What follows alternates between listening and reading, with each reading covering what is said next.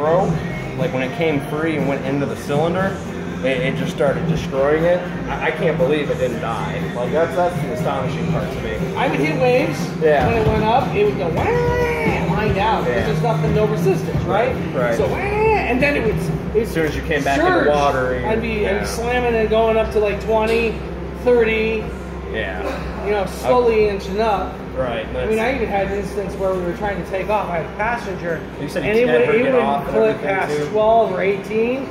Yeah. Put that person on the beach. I mean, that person's like in the range of close to 200 pounds. Yeah.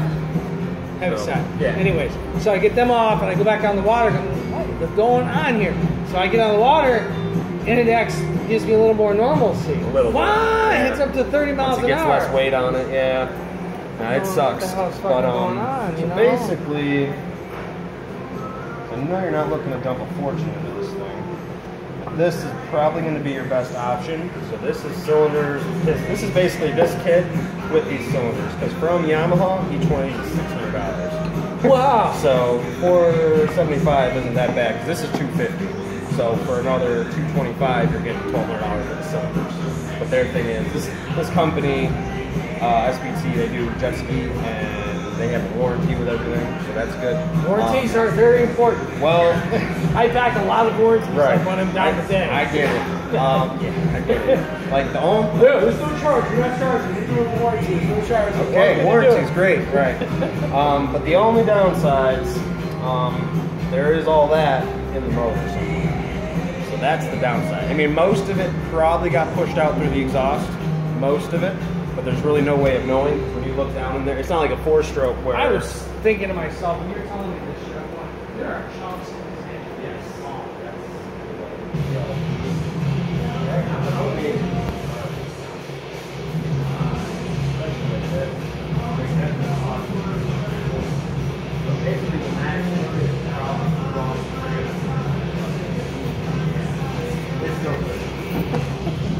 Yeah, make sure you take a picture.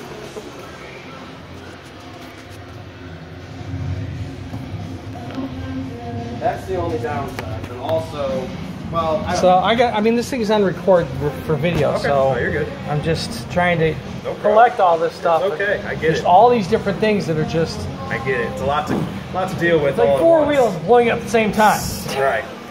Sucks, but yeah. So basically, in the crank bearings and everything, there's probably a lot of metal, and there's really nothing you could do about it besides tearing down the motor and going through everything, taking everything apart.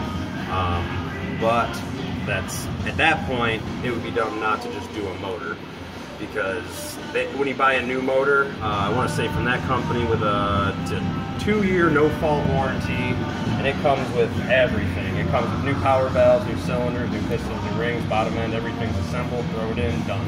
Whereas the cheapest option is take both pistons out, get the new cylinders and piston kit, put it back together. It might be okay.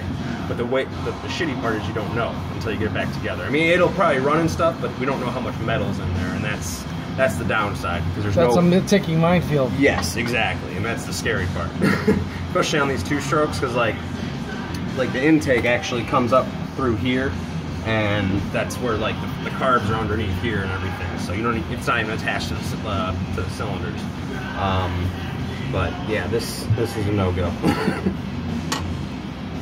Because when I first pulled it apart, I thought maybe someone did it and did a top end kit. Because if you do oversized pistons and you get the cylinder widened, you have to grind down the power valves. So what people will do to save money is just take them out, which always causes problems. But yeah, basically the one is just, yeah, that's all from that hitting.